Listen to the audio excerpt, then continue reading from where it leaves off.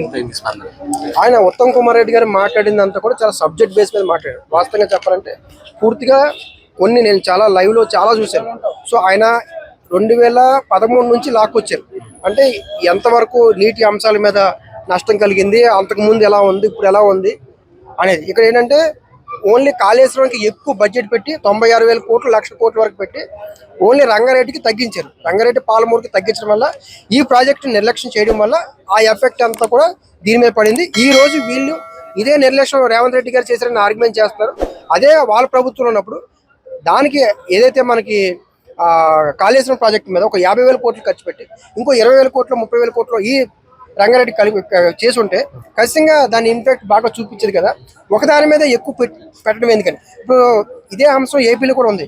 ఒక అమరావతిలోనే ఎక్కువ పెట్టుబడులు పెట్టడం వల్ల నష్టం కలుగుతుందన్న వర్షం కూడా వచ్చింది. సో ఇదే వర్షం ఇక్కడ కూడా వచ్చింది. అంటే పెట్టుబడులు ఎప్పుడు కూడా ప్రభుత్వం ఒకే దగ్గర పెట్టకూడదు అనేది కూడా ఇది ఒక అంశం. హరీష్ రావు గారు కూడా మాట్లాడడం జరిగింది ఈ పవర్ పాయింట్ హరీష్ రావు గారు మాట్లాడుతున్నారు. కానీ ఆయన మొన్న కేసీఆర్ గారు హరీష్ రావు గారికి అవకాశం ఇచ్చారు అసెంబ్లీలో.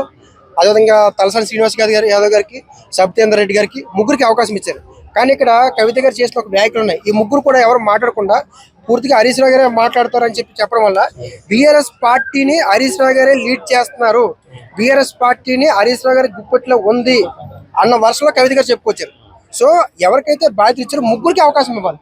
మొత్తం హరీష్ రావు గారే మాట్లాడతారని వీళ్ళు పాస్ చేయడం అంటే అర్థం ఏంటంటే వీళ్ళు గుప్పట్లో వీళ్ళు ఉన్నారని ఫీలింగ్ కలిగింది. సో అది కరెక్ట్ కాదు. హరీష్ రావు గారు అన్ని వ్యాఖ్యలు చేసింది ఓకే నిజమే అనుకుంటే బాయ్కౌట్ చేయాల్సిన అవసరం లేదంటున్నారు. మీరు ఒకరోజు ఏదో రేవంత్ రెడ్డి గారు ఏదో అన్నారు కోపంలో, లేదా ఏదో మిమ్మల్ని వ్యక్తిగతంగా ఇన్స్టాల్ చేశారు. నెక్స్ట్ రోజు ఇంకా ఉంది కదా, ఈ రోజు కూడా ఉంది కదా, అవసరమైతే రేపు కూడా చేస్తా అన్నారు కదా. పూర్తిగా సెక్షన్స్ మొత్తం కూడా 5 రోజులు మొత్తం కూడా మీరు వాయిదా వేయడం కరెక్ట్ కాదు. స్ట్రాటజికల్ గా బీఆర్ఎస్ పార్టీకి నష్టం అది. కవిత గారిని బీఆర్ఎస్ పార్టీ నుండి సస్పెండ్ చేయడానికి గల కారణాలు ఏంటి? అంటే కారణాలు ఏమంటే బీఆర్ఎస్ చెప్పాం కదా, ఒక వ్యూహం ఉంది. బీఆర్ఎస్ పార్టీలో ఉంటూనే హరీష్ రావు గారిని కనుక కవిత గారు టార్గెట్ చేస్తే కేటీఆర్ గారు హరీష్ రావు గారు కలిసే టార్గెట్ చేస్తున్నారు అన్న ఫీలింగ్ కలుగుతుంది అన్నమాట. సో ఆమె బయటకు వస్తే ఖచ్చితంగా ఇప్పుడు ఆ మాట్లాడుతున్న దాంట్లో ఒకసారి కేసీఆర్ గారిని కాపాడుతున్నట్టు మాట్లాడతారు, ప్రొటెక్ట్ చేస్తారు. ఇంకోవైపు హరీష్ రావు గారిని టార్గెట్ చేస్తారు, కేసీఆర్ గారిని ప్రొటెక్ట్ చేస్తూ హరీష్ రావు గారిని టార్గెట్ చేస్తారు. అంటే ఆ ఉద్దేశం ఏంటి, బీఆర్ఎస్ పార్టీ ఎదగాలి, బీఆర్ఎస్ పార్టీ లిఫ్ట్ అవ్వాలని ఆమె కోరుకుంటుంది. సో ఇదే అంశం మొదటి నుంచి చెప్పుకొచ్చాను. సో స్ట్రాటజీ లోపల ఉండి పార్టీ నుంచి విమర్శిస్తే మళ్ళీ కేసీఆర్ గారికి వీళ్ళకి విభేదాలు వస్తాయి కాబట్టి బయటకు వచ్చి పోరాడుతారు. ఇప్పుడు ప్రతిపక్షాలు కానీ అధికార పార్టీ ఏదైతే ఉందో కాంగ్రెస్ గవర్నమెంట్ కేసీఆర్ ని తిట్టినప్పుడు లేవని నోర్లు హరీష్ రావుని, కేటీఆర్ ని అంటే మాత్రం వేస్తాయని చెప్పి కవిత గారు చెప్పుకురావడం జరిగింది. దీనిపై మీ స్పందన? అదే అంటున్నాను. ఇప్పుడు హరీష్ రావు గారిని రేవంత్ రెడ్డి గారు ఏదో తిట్టారు అని అనుకుంటే రేవంత్ రెడ్డి గారు కేసీఆర్ గారిని తిట్టినప్పుడు కూడా బాయ్కట్ చేయాలి కదా. సో ఇలా బాయ్కట్ చేయడం వల్ల ఏమవుతుందంటే ఆమె ఒక వ్యాఖ్యలు కూడా చేశారు. అంటే హరీష్ రావు గారి ఐడియాలజీ మీద కొన్ని వ్యాఖ్యలు కూడా చేశారు. ఆ type of mind set Harish Rao గారిది అని చెప్పారు. సో అంటే ఈ బీఆర్ఎస్ పార్టీ హరీష్ రావు గారి గుప్పట్లో కనుక ఉండగలిగితే ఖచ్చితంగా బీఆర్ఎస్ పార్టీ అనేది ఈ దేవుడు కూడా కాపాడలేరని చెప్తారు. అంటే బీఆర్ఎస్ పార్టీ హరీష్ రావు గారి నాయకత్వంలో ముందుకు వెళ్ళలేదు అన్న వ్యసనం చెప్పిపోతున్నారు. కాబట్టి హరీష్ రావు గారే టార్గెట్ మొదటి నుంచి కూడా. సో బాధ్యతలు ఖచ్చితంగా కేటీఆర్ గారికైనా ఇవ్వాలి, లేదా కేసీఆర్ గారు నడిపించాలి. హరీష్ రావు గారికి ఇస్తే కవిత గారు ఒప్పుకోవట్లేదు. ఇది ప్రధాన అంశం. ఆమె రాజీనామాపై ఈ రోజు మాట్లాడుతూ అసెంబ్లీలో నేను ఆస్తుల కోసం కాదు ఆత్మ గౌరవం కోసం పోరాడుతున్నానని చెప్పి చెప్పడం అయితే జరిగింది. మీ అభిప్రాయం అయి ఉండొచ్చు, ఎందుకంటే ఆమె మాటల్లో కొన్ని విషయాలు ఎమోషనల్ అయిన విషయాలు కూడా నేను చూసాను, ఏడ్చుకుంటున్నాను. సో సాధారణంగా మన ఇంట్లో వాళ్ళు కూడా ఎక్కువ ఆస్తులు 1000 కోట్లు అలా ఆలోచించరు. సో మనకు కావాల్సిన మన కుటుంబ సభ్యులతో కావాల్సిన రక్త సంబంధం, ఎమోషనల్ బాండింగ్ ఇవన్నీ కోరుకుంటారు. సో ఆమెకు ఆల్రెడీ ఇప్పుడు శర్మిల లాగా కవిత అని పోల్చారు.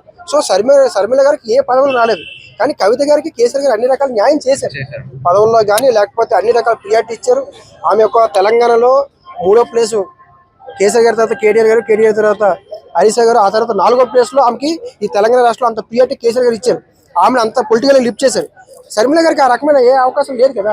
సో కవిత గారిని వీళ్ళు పోల్చడం కాదు. కేసీఆర్ గారు కవిత గారికి చేయాల్సిన న్యాయం అయితే చేశారు, అందులో ఎటువంటి సందేహం లేదు. పొలిటికల్గా చేశారు, ఫైనాన్షియల్గా చేశారు, ఒక తండ్రిగా కూడా చేశారు. కానీ కవిత గారు హరీష్ రావు గారి మీద అగ్నిస్ట్ తోటే బయటకు వచ్చారు. అదేవిధంగా కవిత గారు సమ్మక్క సారక్క ఈవెంట్ ఇది మొదలవుతుంది కదా, మేడారం జాతర గురించి మాట్లాడారు అక్కడ, దానిపై మీ అభిప్రాయం? ఏం మాట్లాడారు? అదే ప్రజలు ఇబ్బందులకు గురవుతున్నారు, ఆడ కనీస సౌకర్యాలని కల్పించలేకపోతుంది గవర్నమెంట్ అని చెప్పేసి వ్యాఖ్యలు చేసింది సార్. దాని గురించి ఏమంటారు? అంటే ఖచ్చితంగా ఇప్పుడు ఈ మేడారం జాతరని జాతీయ స్థాయిలో తీసుకురావాలని ఒక ప్రణాళిక అయితే ఉంది.